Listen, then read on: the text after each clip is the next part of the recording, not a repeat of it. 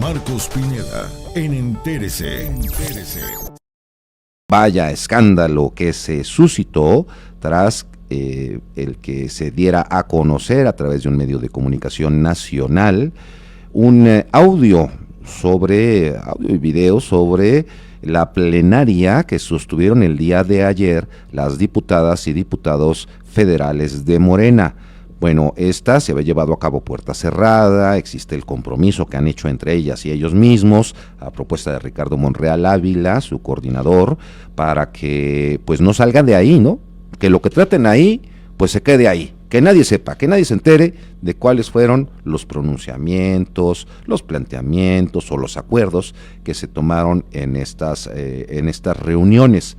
Bueno, pues se dio a conocer el audio, ya no tuvieron ninguna otra opción más que aceptar que así había sido. ¿Y cuál fue el caso? ¿Cuál es el motivo del escándalo? Bueno, acusaciones de legisladoras, principalmente legisladoras de Morena, en contra de Ariadna Montiel, que no les toma el teléfono, que no les permite participar, que hay una corrupción muy extendida hasta en comunidades muy alejadas y pequeñas comunidades muy pobres para el uso de los programas sociales.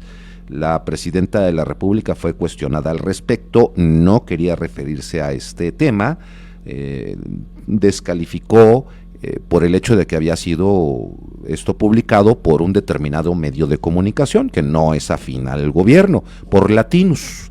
Entonces, como salió en Latinus, pues ya no le merecía algún tipo de explicación. Hago un paréntesis, no importa en qué medio de comunicación salga, no importa quién lo publique, si esto es algo que merece la pena ser tratado, pues debe de tratarse, ¿no? No importa quién lo publique.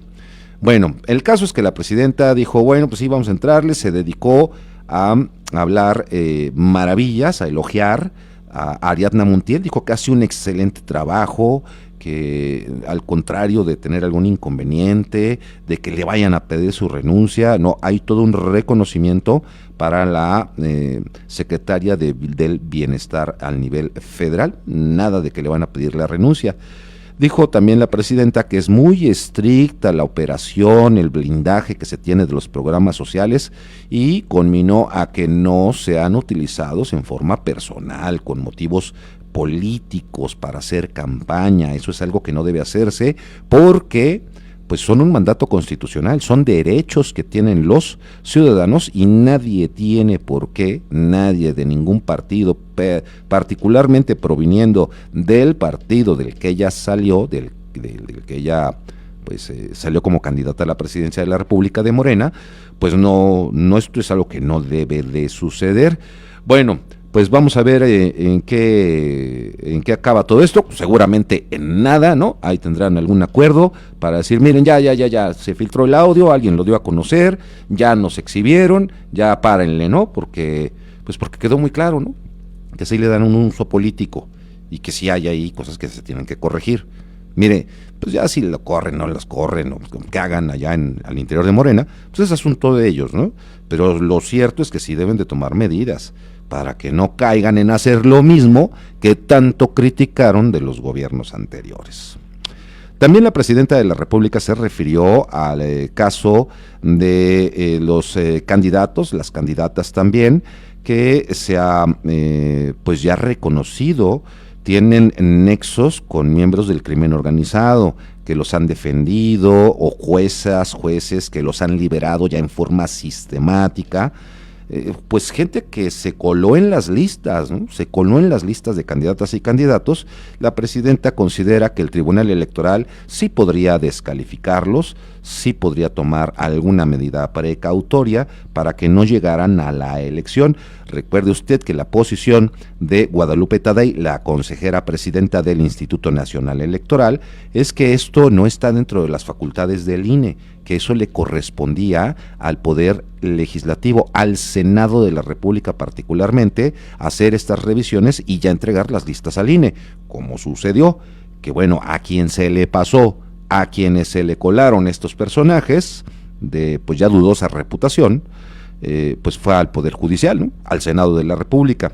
Así que ellos ya no están en condiciones de poder retirar las candidaturas. Sin embargo, pues todo apunta a que habrá en los próximos días, quizá la próxima semana, impugnaciones, algunos escritos, solicitudes ante el Tribunal Electoral para que puedan ser canceladas esas candidaturas. Hay organizaciones que han por lo menos identificado casos muy concretos, al menos 13 casos muy concretos de este tipo, y las declaraciones de Gerardo Fernández Noroña pues apuntan que pues serían no más de 20 candidatos relacionados con crimen organizado, delitos sexuales y sectas religiosas.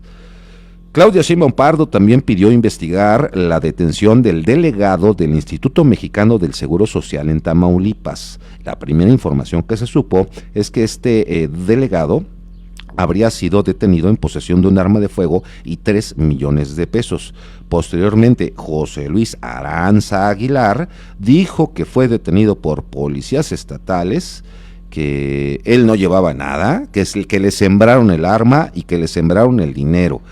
Pues traían mucha lana, ¿no? Traían 3 millones de pesos los policías y traían ahí un arma. Entonces la presidenta pues pide que se investigue, ¿no? Que se aclare qué es lo que pasó ahí con la detención y por supuesto después lo pusieron en libertad al delegado del Instituto Mexicano del Seguro Social. El Instituto Nacional Electoral ya recibió 3 solicitudes de protección a candidatas y candidatos a jueces. No se dio a conocer los nombres precisamente por lo mismo, para protegerlos, ¿no? Fue turnado esto al Gabinete de Seguridad Federal, a la Secretaría de Seguridad que comanda Omar García Harfuch. Se espera pues el análisis y la resolución para saber si van a recibir protección, es decir, si les asignan guaruras, si se las asignan unidades, quizá, no sé, unidades que estuvieran blindadas, no sé, eso ya depende de la resolución, del análisis del riesgo que considere tienen estos aspirantes. Para empezar, si los tienen, ¿no? Bueno, pues esto es rumbo a la votación, ¿no? 4,224 candidatos que aspiran a 881 cargos federales de ministros, magistrados y jueces. Una multa, mire, muy interesante multa, definición del Tribunal Electoral del Poder Judicial de la Federación en contra del diputado del Partido Acción Nacional, Germán Martínez Cázares, por su participación en un programa de radio que fue considerada como una compra de tiempo en medios de comunicación. Los magistrados consideraron que las manifestaciones realizadas por el entonces candidato a diputado federal por el PAN fueron emitidas con la finalidad de inhibir el voto a favor de Morena y de otras fuerzas políticas. Y mire, ¿cómo estuvo ese asunto? Bueno, es que no se trató de declaraciones, sino era un video promocional. Pero lo pasaron el video como parte de las notas informativas. Y eso es algo muy diferente, no es lo mismo un video promocional que las notas informativas, ¿no? En fin, bueno, pues ahí está la multa, seguramente la recurrirá el diputado y ya veremos en qué termina. Usted nunca se repuso, las palabras del ex canciller de Colombia con respecto a Gustavo Petro, el presidente de este país. Según el ex canciller, padece problemas de adicciones a las drogas Gustavo Petro. Los políticos cercanos al presidente criticaron que el ex canciller de apellido Leiva haya hecho estas declaraciones pues ya después de que fue despedido del cargo, ¿no? O sea, ya cuando no está en el cargo. Dijo que si sabía de esto, debió haberlo comentado cuando estaba en el gobierno. Pues igual lo hubieran corrido, si lo comenta ahí, pues de volada que lo corre, ¿no? Se esperan, pues, ¿qué esperaban, no? Que lo fueran a acusar ahí. Pues cuando están ahí se vuelven cómplices de todo. Pues ya hasta que salen es cuando, pues ya guardan, ya sacan sus rencores, ¿verdad? Confirman una negociación entre el Viceroy, ¿recuerda quién es el Viceroy? Bueno, el hermano de el llamado Señor de los Cielos, Vicente Carrillo Fuentes. Bueno, el Viceroy estaría ya en tratos con la Fiscalía de los Estados Unidos para evitar la pena de muerte. Y es que, ¿qué cree? También forma parte de los que están responsabilizando en Estados Unidos por el asesinato del agente de la DEA, el Kiki Camarena. Mire hasta dónde llegó el corazón y la diferencia que hizo Francisco, el Papa Francisco. Donó sus últimas posesiones, alrededor de $200,000. Esto es con lo que, pues con lo que ya falleció al final de su vida el Papa.